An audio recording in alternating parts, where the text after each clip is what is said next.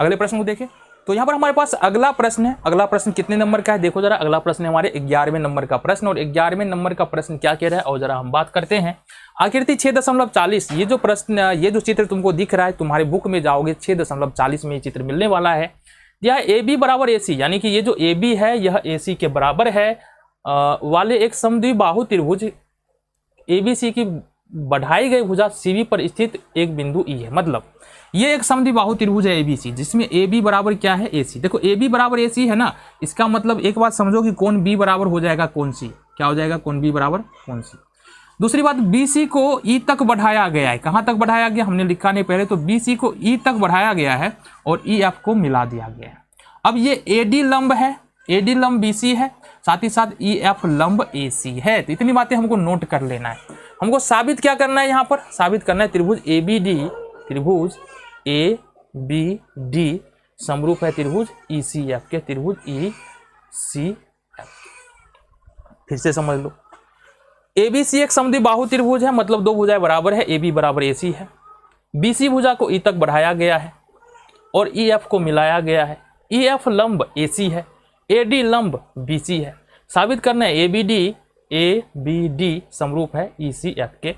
कहाँ है? ई C F के। ये हमको साबित करना। आ जाओ आ जाओ। सबसे पहले तो विभिन्न क्या है ये देखेंगे। ए बी सी एक समद्विबाहु त्रिभुज है, समद्विबाहु त्रिभुज है, जिसमें क्या है? ए बी बराबर ए सी है। ठीक है, ए बी बराबर क्या है? ए सी है। इतनी बातें हमने बताई।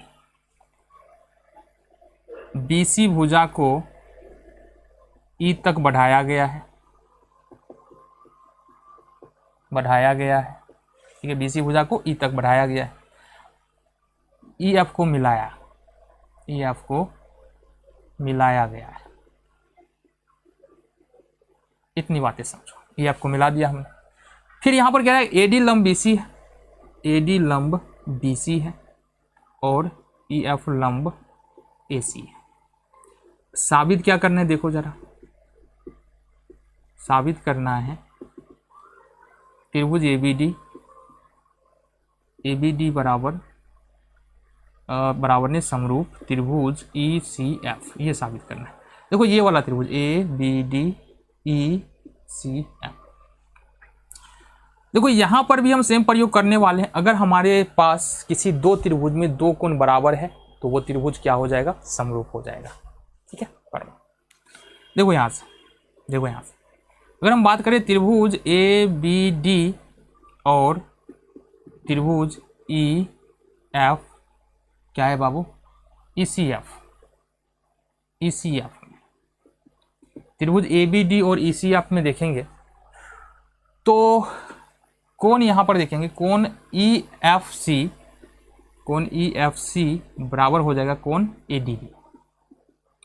क्यों बराबर होगा? क्योंकि दोनों 90 डिग्री का है, दोनों लंब है। ए डी लंब बी सी है, इसका मतलब कोण A D B 90 degree. E F लंब ए सी है, इसका मतलब कोण ई एफ सी बराबर 90 डिग्री। दो कोण बराबर है। अच्छा एक बात देखो, यहाँ से एक बात देखो, यहाँ पर अगर बात करें हम त्रिभुज ए बी डी में, तो ए बी डी में क्या आ रहा है? कोण बी है। और दूसरी बात करें ई सी एफ में, तो ई सी एफ में बात करें ई सी एफ में कोण सी आ रहा है।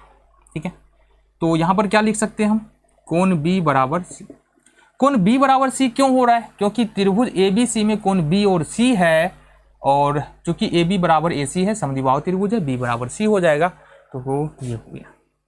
क्या करेंगे? त्रिभुज ए बी सी एक समद्विबाहु त्रिभुज, इसलिए हो गया ए बी कोण बी बराबर सी। ए बी बराबर ए सी होगा, कोण बी बराबर कोण सी हो जाएगा।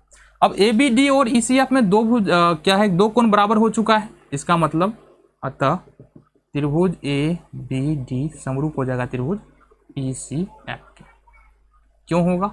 ए समरूपता उपप्रमेय।